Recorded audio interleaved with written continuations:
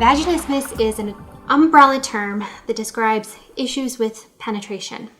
That can be penetration with a tampon during a medical exam, or with penetration during sex or sexual type activity. When something happens like abuse or trauma or a stressful event that maybe even isn't related to sex, oftentimes the pelvic floor muscles, and we'll go over what those are in a moment, respond by clenching and guarding around the urethra where urine comes out, around the vaginal opening, and around the anus. And it happens subconsciously. Oftentimes the person is not aware that it's happened, and those muscles clench, and that creates a barrier.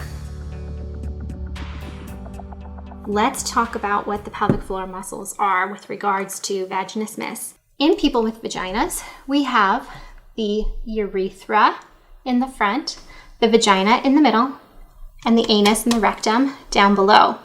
And then we have this nice superficial layer of pelvic floor muscles surrounding and supporting them. Then we have a layer of fascia, and then a deep layer of pelvic floor muscles that are thicker, and they span all the way out to the side here. And you can see where too the bladder would sit in the front, uterus and vagina in the middle, and rectum in the back. With vaginismus, oftentimes what's occurring, the pelvic floor muscles are contracting and guarding and creating a wall.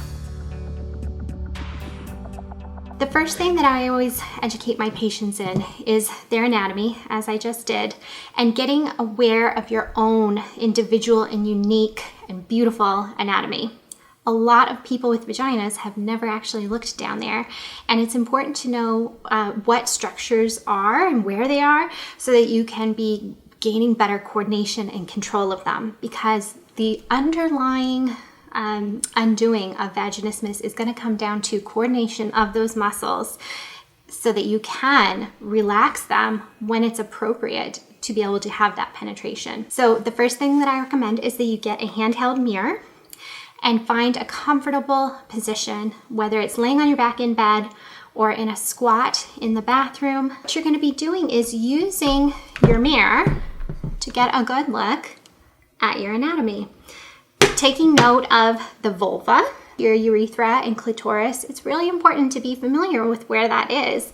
And then the vaginal opening, and then find the anus.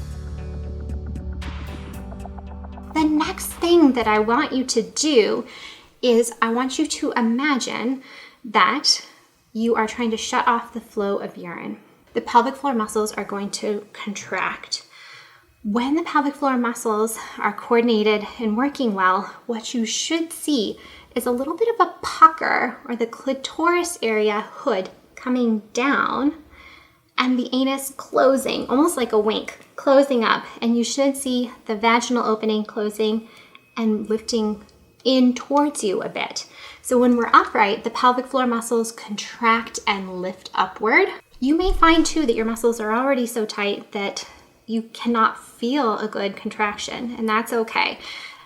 The next thing you want to do is imagine that you are gently going to pass gas. This involves a little bit of a bear down, and what you should see is a dropping or opening around the vaginal opening, and then also likewise a little drop or a bulge around the anus. If you are trying to do this and the pelvic floor muscles are not working, or you're not seeing any changes, don't give up and don't get frustrated. I promise you it will get easier. If after practicing this for a few days you're just finding it's simply not working, it's very important to start with discussing this with your medical provider. That could be your doctor, nurse practitioner, gynecologist, family care. If when you go to talk to your healthcare provider about these issues, you don't feel like you're being listened to, or they're writing you off or telling you you just need to relax or try having a glass of wine, those are not solutions to managing vaginismus. Keep looking for a provider until you find one that is listening to you. Additionally, I recommend seeing a pelvic health physical therapist for a complete evaluation as well, and to help determine what your unique needs are in managing your symptoms.